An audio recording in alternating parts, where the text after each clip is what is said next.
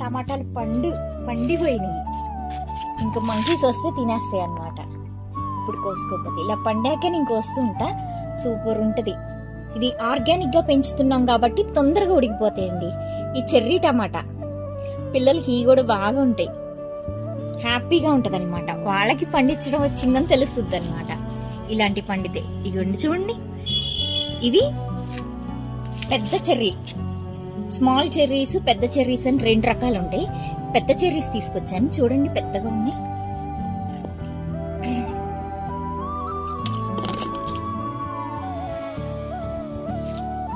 ఇది సపరేట్ గా కూర వండుకుంటే టమాటా కూర చాలా బాగుంటుంది.